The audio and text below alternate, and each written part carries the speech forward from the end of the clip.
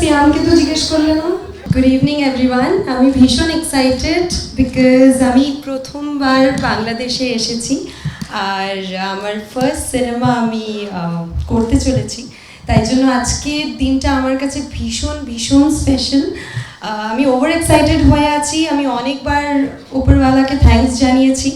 খুব বেশি কিছু বলার পরিস্থিতিতে নেই আমি এখন, যেহেতু এত এক্সাইটেড, বাট আমি মনে করি যে আমি ভীষণ লাকি, কারণ আমি এত ভালো মানুষদের সাথে আমার ফার্স্ট সিনেমা বাংলাদেশে করতে চলেছি। থ্যাংক ইউ সো মাচ আজকে আসার জন্য। অ্যান্ড আমি কিন্তু আপনাদের ভালোবাসা নিতে এসেছি, আশা করবো আপনারা আমায় অনেক ভালোবাসা দেবেন।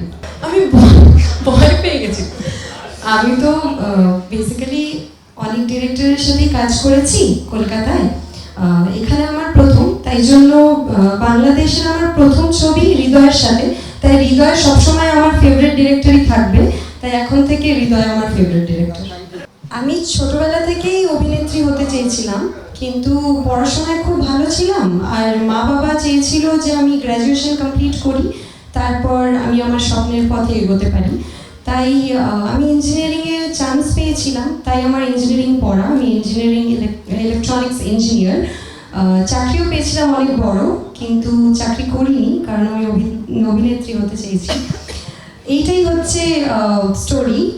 অনেক কিছু আছে এর মধ্যে, স্ট্রাগল তো অনেক স্ট্রাগল আছে, বাট পড়াশোনা আমার মনে হয় যে একটা লেভেল অবধি করতেই হয়, বিকজ পড়াশোনাটা বেসিক জানা উচিত, তারপরে যার যেটা ইচ্ছা জীবনে করার সেটা করা যায়।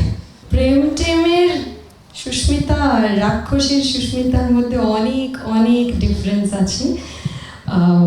অফকোর্স অনেক, মানে 4 বছর প্রেম টেম 2021-এ বেরিয়েছে, আমি অনেকটা ম্যাচিওর্ডও হয়েছি এখন, আর ক্যারেক্টার ওয়াইজও অনেকটা ডিফারেন্ট। তাই এই জার্নিটা ভীষণ ভালো, এই জার্নিটা স্বপ্নের মতো আমার কাছে সত্যি। Every film is like a dream, আর অফকোর্স অনেক ডিফারেন্স আছে, আর সেটা ক্রমশ। এটা সিয়ামকে তো জিজ্ঞেস করলে না, আমায় জিজ্ঞেস করতে।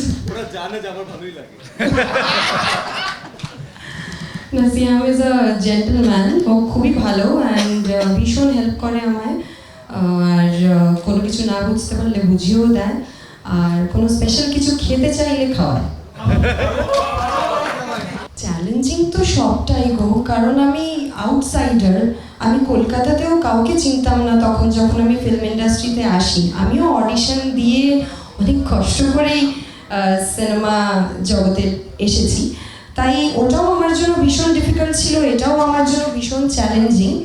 কিন্তু এখানে আসার পর এত ভালো সবাই, ইনফ্যাক্ট শরীন, আজিম, হৃদয়, মানে Siam, everyone is so nice, entire team is so nice. আমাকে একবারের জন্য এটা ফিল করায়নি যে আমি বাইরে এসে, অন্য জায়গায় এসে, বাংলাদেশে এসে সিনেমা করছি। আমাকে নিজের বোনের মতো, একটু আগেই শেরিন বলেছিল এই কথাটা যে ও আমার দিদি, তাই আমার মনে হয় যে এত আদর, আপ্যায়ন, ভালোবাসা, আমাকে একদম নিজের মতো করে নিয়েছে, ফ্যামিলির মতো। তাই আমার একটু ভয় বা ওরকম কিছু নেই যে বাইরে এসেছি কাউকে চিনি না, এখন সবাই আমার ফ্যামিলি।